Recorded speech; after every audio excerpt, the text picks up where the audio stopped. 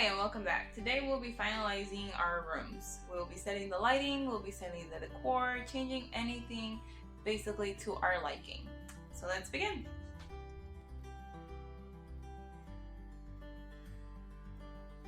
Alright, first let's start with our lighting. So as you can see here, I'm inside our room.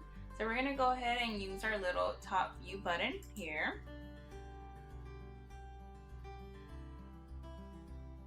To our little light tab here, and then we're gonna go to free layout light and then create free light.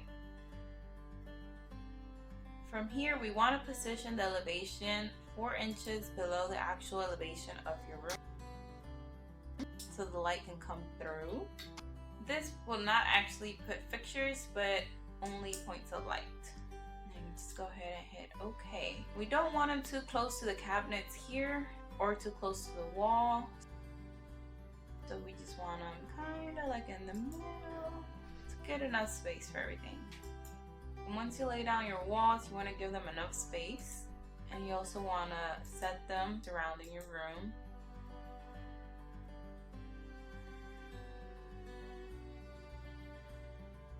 Now to save your light setting, just go ahead and right click and you'll see here. It's very hard to see, I know, so let me try to zoom in a little bit for you. You can see there, that's actually a light. If you want to move the light, you can also go to the cursor here. Go ahead and select the light and just move it and drag it, and always remember to hit apply. Let's move this one a little bit to the side. There we go, and apply. If you ever see the whole thing go green, do not move it, do not apply. That is actually you moving your floor. Let's go back to our inside view. You can see you do not see the fixtures. Again, it is only the spotlights. Let's go back here. Now we're going to adjust our light settings. So we're going to click on the icon here. And then we're going to just highlight all of our inside lights. There's 2 different types of sources. So let's click on any corner and then just drag the square until you have all of them inside the square, and left click again. For the inside lights, we want to go ahead and use spotlight. And then we're going to change the light source type to luminous.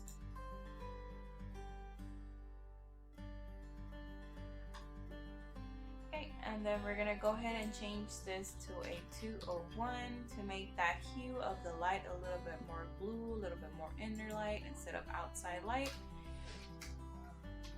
And let's dim it a little bit. We don't want it to be very out there. And also the power should be at 5.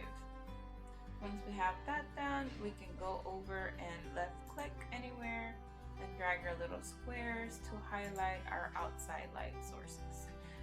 In this case would be our little window here. So we're gonna go ahead and change that to, well, it's already there, but we'll always make sure that it's a luminance. Change it to 30. If it's not at 30, we're gonna change the RGE to 47 to give us a little bit more yellow hue, as you can see here, mimic that sun light coming through the window.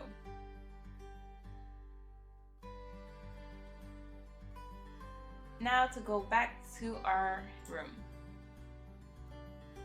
Back in our room, we're ready to customize. This light here comes with every room that you built. You may delete the light if you do not like it. I usually do.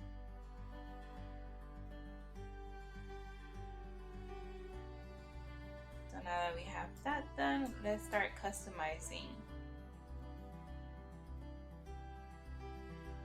So as you saw in our last video, we can change our settings on our walls, also our floorings, and our countertops, and our ceiling, but there's also another way to do it. If you hit F9 on your keyboard, you will find a lot of pre-render examples where you can actually input some of those features into your own design. So you go to any object here, anything highlighted in green, you can take from here and actually add to your room. If you go to material, it's copies of the material. Okay, so let's go back here to material, and I actually like this color here, so I'm gonna go ahead and click on that, hit apply. So I'm gonna right click to stop. That way when I click somewhere else, it won't transfer over to any surfaces that I do not want. So just remember, after hitting apply on F9, getting your material, make sure to right click to end using that. I'm gonna go ahead and use this little icon here. It's the material editing icon. And then you can go ahead and select any of what you are copying. So in this case, I'll be copying this wall material here. Hit new and make sure you save before actually applying. Now we can apply it to the surface I would like to apply it to. In this case, it'll be my window frame. And we can exit.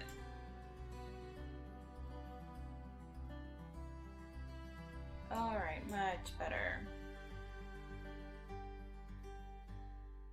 And the reason why we always create and save the new material is because in case you want to make a change to a certain material, if you do not save it and just select and apply, whenever you make a change to that one material, it'll make a change to all the materials that you use that color on if you did not save it. For our floors, for any other material that you will be placing, we can actually use what we call a fit map rendering. So we can go to our little tab here, reset map, auto map, click on that, and then click on the surface. Once it's highlighted, you may right click and it will reset that whole area to the original form. By going back into our little render tab here, clicking on fit map, clicking on our surface, again right clicking, and then inputting the numbers that you will have. So let's say like 5, you can see the changes down below, by 2, maybe 6 by 2, or by 3.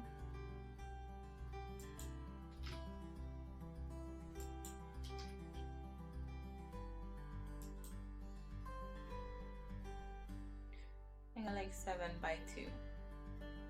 We're gonna go ahead and click OK, and my floor is done.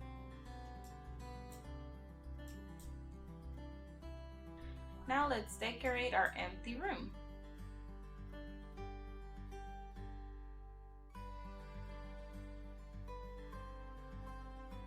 So for instance, in this view here, a lot of stuff is in my way. In order to clear out your view, if you like, you can always right click the item and hit hide for any item. You can also shift key and click on as many items as you would like to hide.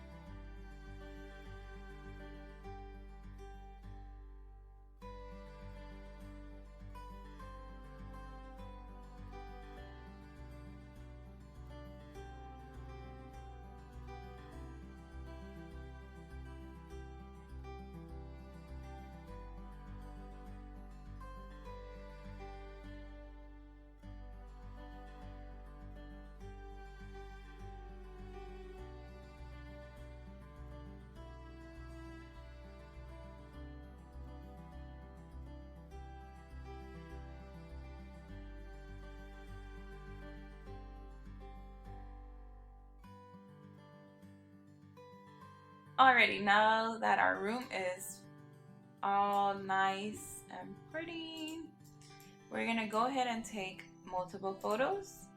Let me just clear these out. Okay, this is one photo I had already taken. We have a maximum of 6 shots that we can take. So So we're gonna go ahead and try to get all angles of this room. And we can always change the view of the camera if it's easier by going to view and then clicking edit camera. From there, I usually like to keep everything the same, but you can change any focus of the camera. I usually like to change the setting to 47 here. That gives me more of a if you're in the room kind of view. And I'm gonna go ahead and take a screenshot of that by clicking the little camera icon here. Now we're gonna scroll and turn our view to our wall.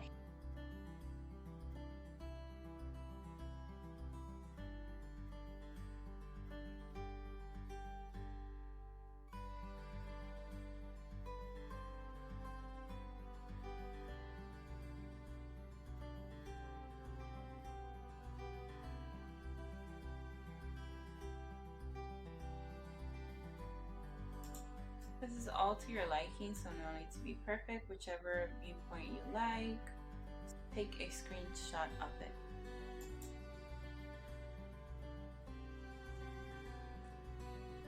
If you click on the individual photos as seen here, it will take you to that view. And if you right click on that, you may delete the camera, which is basically deleting the photo that you took. Alrighty, I believe we are ready to render. If we have all of that and the lighting fixed, we can just go ahead and click on render here. And we're gonna choose your type of render. So we have our regular render with precision, super HD, or mega, depending on which one you like. It can be rendering faster or slower. We also have our top speed render. This is our fastest render. We usually use the Mega HD to get a better picture quality. And then we also use the photo rendering here. This is to, if you want a more realistic rendering, then the photo rendering will be your friend. Also, it is slower than our top speed, but not as slow as the rendering. So it's basically slow, kind of slow, fast. For this example, we're just going to use our photo rendering here, and we're going to use the Mega HD. Confirm that. And also when using top speed render, the lighting will be better than your photo rendering. Also, when you do a photo rendering, you have to make sure that the quality of the lighting is good. If for some reason you forget to add the lighting before rendering, you will have a dark room.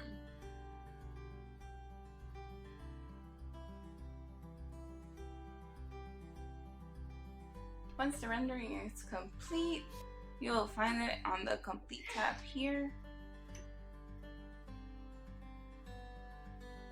You just open the file and that should take you to, there you have it.